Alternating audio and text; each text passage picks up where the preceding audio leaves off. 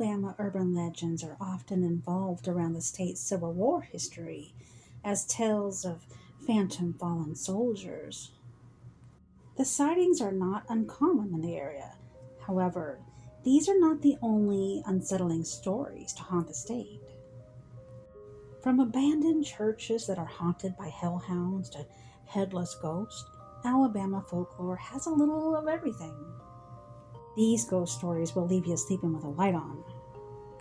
Strange disappearances, tragic deaths, weird events, and unexplainable sights are just a few of the chilling details of creepy Alabama legend. From haunted bridges, schools, mansions, churches, hospitals, and even a haunted playground on the grounds of a centuries-old cemetery. If you love your spooky tales with a southern flavor, you'll be delighted and terrified by this list of spectacular haunts. Let's check out a few of Alabama's spooky urban legends. There's an area in Hartselle, Alabama, that's a tiny one-lane bridge. The locals call it Crybaby Hollow. At first glance, the bridge really isn't anything much to look at. It's 12 feet across and looks like your average small creekside bridge.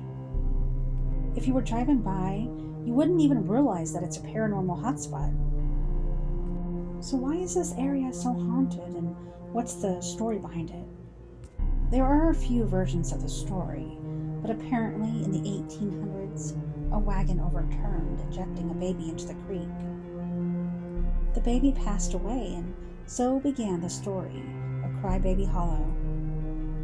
Some say that if you go to the creek at night, you can hear the cries of the baby coming from the creek.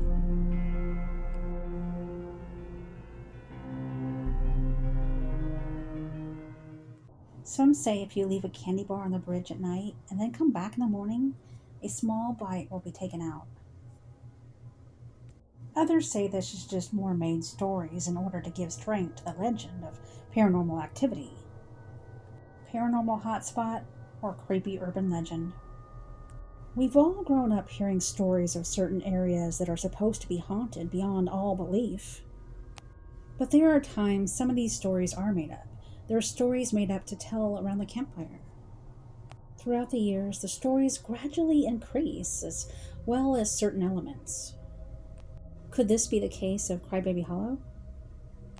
There are those that have been to the location and claim that they have had some pretty creepy happenings. Could the area have already been haunted way before the story started?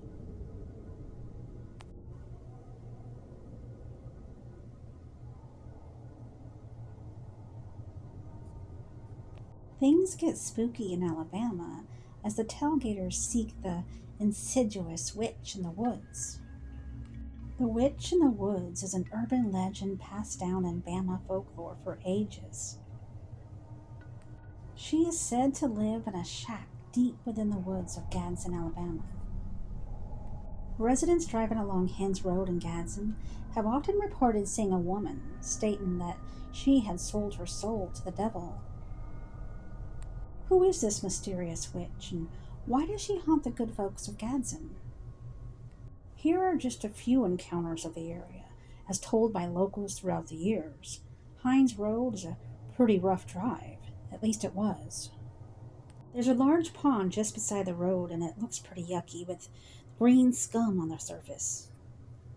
If you drive through late at night, you will most likely see an animal slip into the water as your headlights flash across the pond. We always got spooked while up there, but it was the kind of spooking that your mind does to you. The stories of that place are vague at best, so I don't know any actual history, although I am a lifelong Gadsden resident. All I know is that several generations have considered that road to have bad vibes. There's a lot of tents and shacks off the road that looks like some sort of modern-day Hoovertown. Very creepy indeed. Another story goes, my grandmother lived around the corner from Hines Road, and I would play there as a little girl. There are steps and a foundation where a house once stood, and buttercups bloom all around the foundation in the spring. Devil worshippers used to go up there at night and burn torches and kill animals. My granny said that when she was a little girl, they used to fish in the pond all the time. house that was there burned sometime in the 1930s. It still sits vacant till this day without anything else being built on it. I saw a black dog there several times when I would play there as a child, and it would keep its distance from me but would just watch me as if it was guarding me. And the last of my shared stories of the infamous witch is as so. The infamous witch of Hines Road. We all have heard the legend, and some say they've even seen her. Maybe they have. Maybe they think they have. She wasn't the only witch that resided in those woods. I visited the location on several occasions and have yet to see her full beauty. She's not very trusting. I sometimes just go to sit by the lake and just talk to her. Across from the lake, the area in which is known to be the place where her cabin sat, is where I saw my first possible sighting, but only in apparition form. It brightly lit up a vast area in the woods, and as I started up the hill to go in, it diminished and went away. Those who were there with me quickly ran to the vehicle, screaming for me to come and get in, but I just stood there. I waited for her. I asked for her to please come back, but she wouldn't. I have photos of orbs covering the lake's area. Faces can be seen through the trees, and the figure of a woman's dress can be seen beside me. There were no legs or feet. EVP has picked up sounds of nature and in unison, sounding as though they were telling us to go back. I've heard screams of a woman and of the young. I've felt touches, and I've been slapped and pushed. I still go back to visit, and I still ask her to show herself to me. I haven't went into the cave. She's not in there. The lake is where she stayed the most. And if you want to see her, you'll see her there. Torbit had emerald green eyes and long black hair. She was young and beautiful. If you see anything but, then you are not seeing her. The area is now private property of someone, and having a vehicle parked on the side of the road definitely draws attention. I spend as much time as I can there until I feel that she wants me to leave. People have said that they feel like she goes home with them after their visit there, but do not fear, she will not leave her mountain.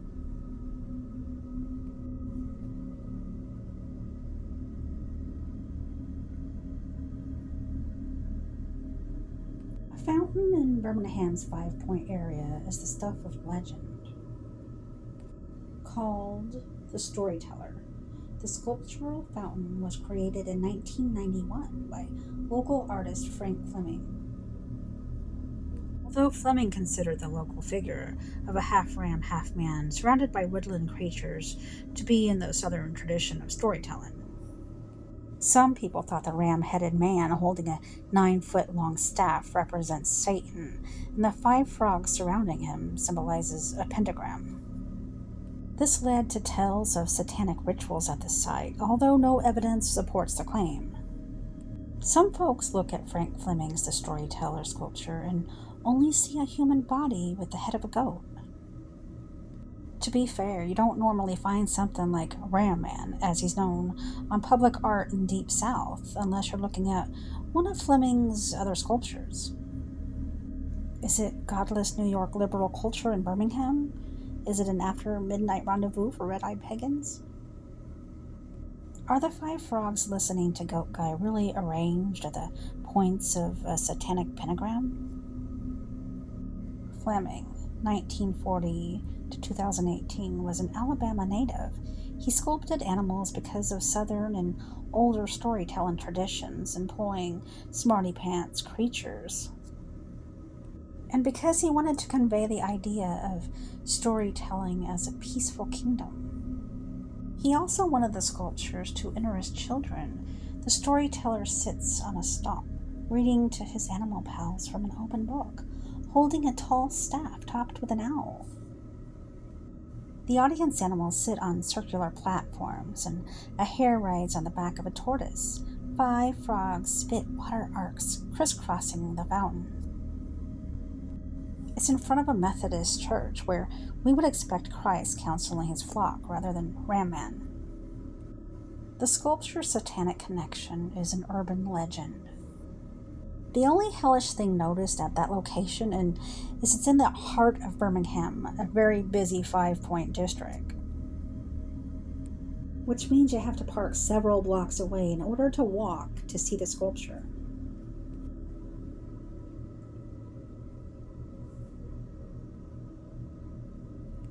Cemeteries can be boring for kids.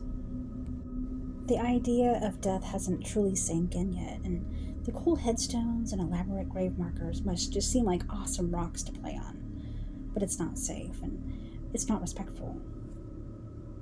In one cemetery, known as Alabama's historic Maple Hill Cemetery, there's a small playground where they can have a place to release that energy.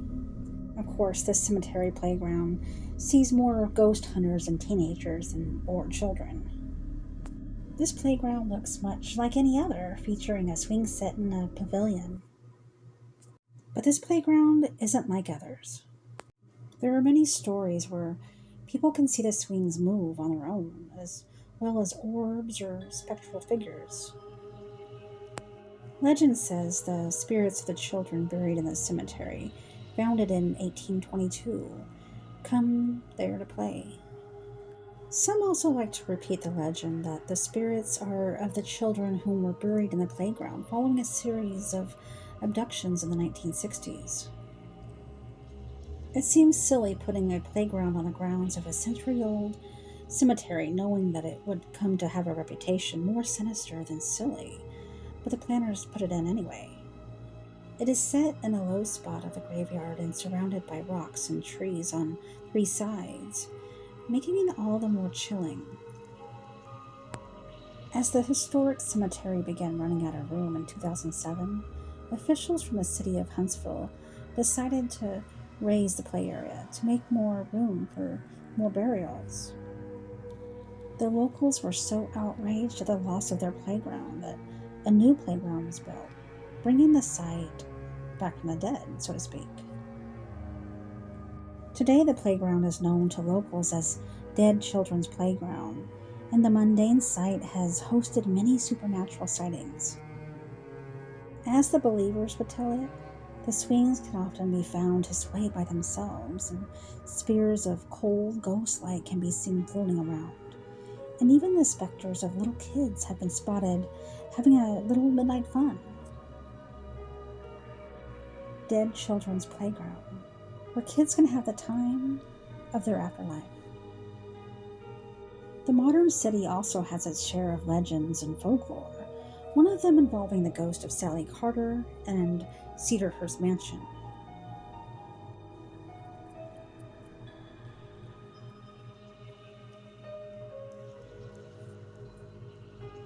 Stephen Ewing built Cedarhurst as part of a larger estate in 1823. It didn't take long before tragedy struck the home, when Mary Ewing's sister, Stephen's sister-in-law, Sally Carter, came to visit.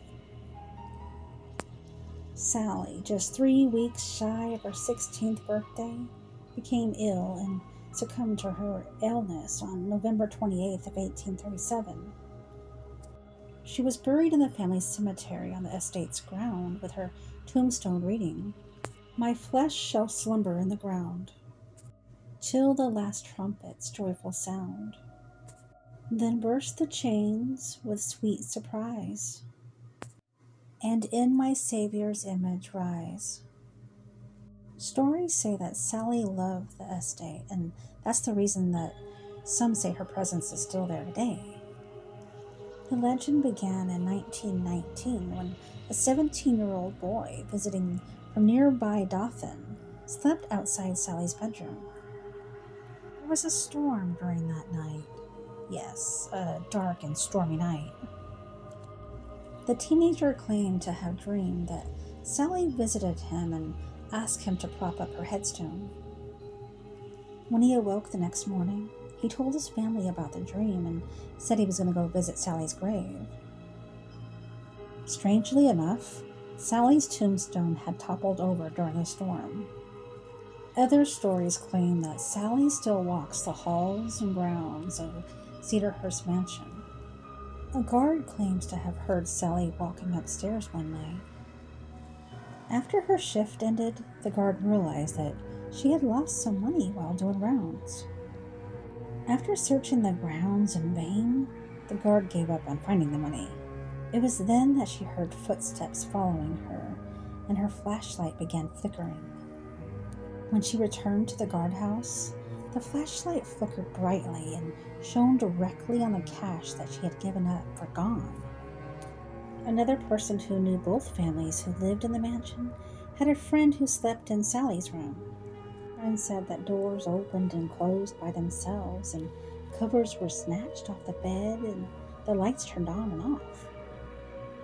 Other women claimed that they had jewelry broken in the area of Sally's room, with beads scattered everywhere.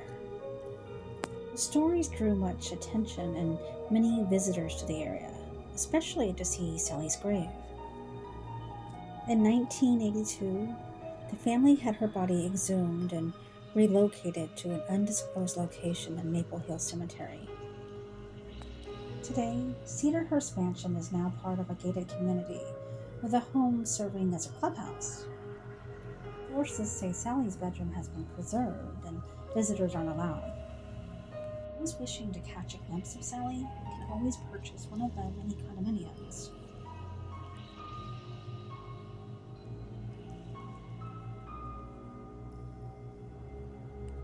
There's an abandoned bridge on Old Boiling Springs Road.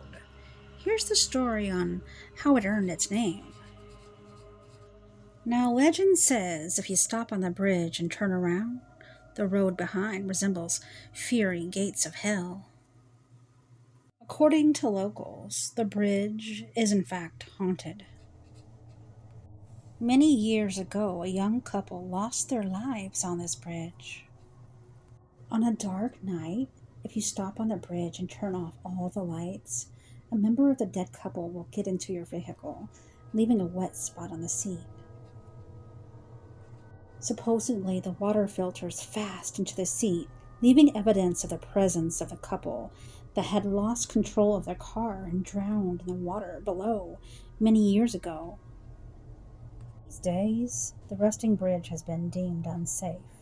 It is blocked with cement barriers, making it impossible for cars to drive into it.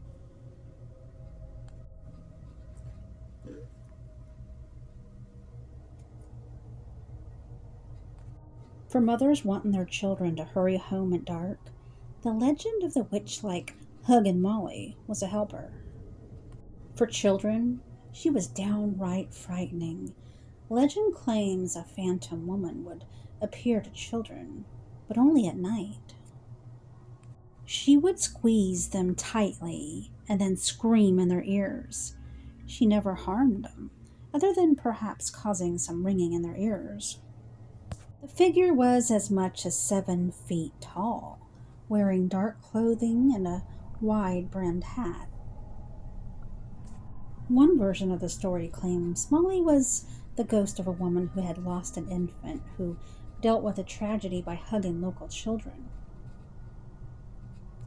Another states that Molly was a professor at the former Southeast Alabama Agriculture School who was trying to keep students safe by keeping them off the streets at night. For the local kids who grew up hearing the legend, says she is as real as the trees that rustle in the wind at night. Today, Abbeville residents can remember hugging Molly by venturing downtown and stopping in a cafe named for the phantom. Huggin' Molly is set in an old pharmacy, complete with a soda fountain, and offers such treats as sandwiches and Molly fingers.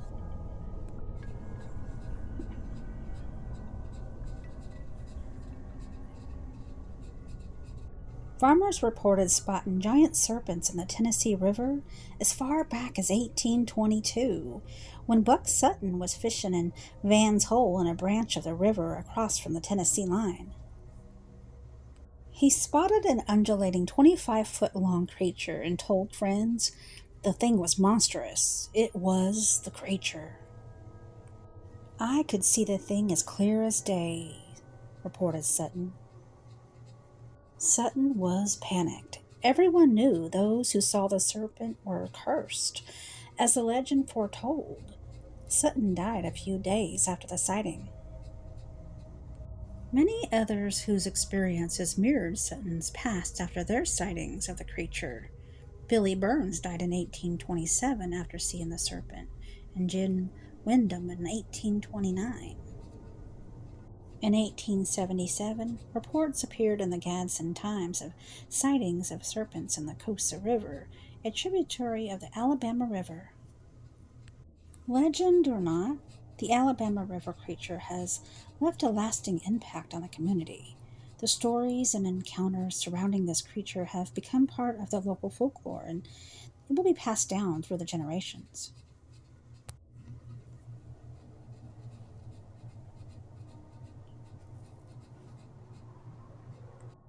Is the tale of Alabama's most famous disappearance true? You decide. One hot July afternoon in 1854, a farmer named Orion Williamson, or other name, depending on the version, was walking on his farm near Selma. Reportedly, Williamson's wife and family were on the front porch of the farmhouse. Then, neighbors passed by and waved to Williamson, who was walking in ankle-deep grass. Orion waved back before vanishing right before the eyes of his family and neighbors. The party ran to the site, frantically searching, but found no sign of Williamson. Soon, a search party was formed, and 300 men were said to have combed the fields well that night. In the days to come, people came from far and wide to see where the farmer had vanished. One visitor was young journalist and future author Ambrose Bierce, who would document the case in his story, The Difficulty of Crossing a Field. Ironically, Bierce himself would disappear around 1914. According to the Williamson legend, Mrs. Williamson and her son could hear Orion's voice calling for help. The cries grew fainter as the weeks passed before finally stopping. Orion's disappearance has baffled and intrigued locals for centuries, quite a mystery. It raises questions about the existence of supernatural or unexplained phenomena. This incident's passed down through time remains a mysterious and intriguing event, and something that we may never fully understand.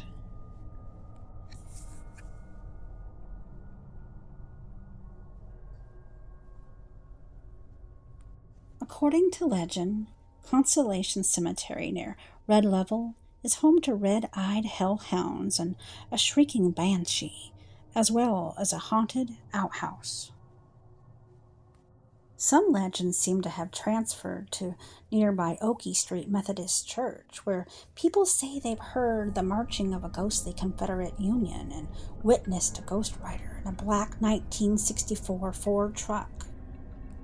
Oakey Street Methodist Church, built in the 1880s and named for the plethora of oak trees surrounding it, is listed on the National Register of Historic Places, and it's still in use. The abandoned Oakey Street Methodist Church, better known as Consolation Church, is found in Red Level, Alabama, and is allegedly home to a wide array of otherworldly visitors. According to legend, the church was forced to close its doors long ago due to the loud crying, whimpering, and screaming of ghosts. Female spirits would descend upon churchgoers, promising death. Confederate soldiers have also been reported marching near the church grounds. Ghost hunters claim to feel spirits touch them and experience random bursts of cold air, even in 100-degree weather. Some claim that if you linger near the church too late, you'll see a phantom 1964 black Ford truck operated by a ghost driver that will chase you off the grounds. Be careful, however. If the driver catches up to you, you'll likely meet a terrible fate. Don't go after dark.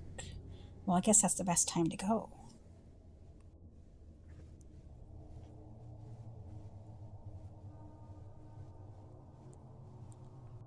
Horrifying urban legends that'll make your soul creep out of your skin. True or not, scary as hell. We all love to hear and read spooky stories, whether it be spooky season or not. Sleepovers are incomplete without scary stories. And how can we forget bonfires and camping? It is a must to scare the hell out of your already scared friends, especially when you're in a spooky haunted place. Children all over the world have heard their elders tell them local urban legends that would keep them up at night and have them sleep with the light on because they're afraid of what lurks in the darkness. So, after hearing these Alabama urban legends, now you can continue to tell these tales to your loved ones. Thanks, guys, for listening. Hope you enjoyed this episode of Tales Told in the Dark. Thank you guys again. Please leave a comment.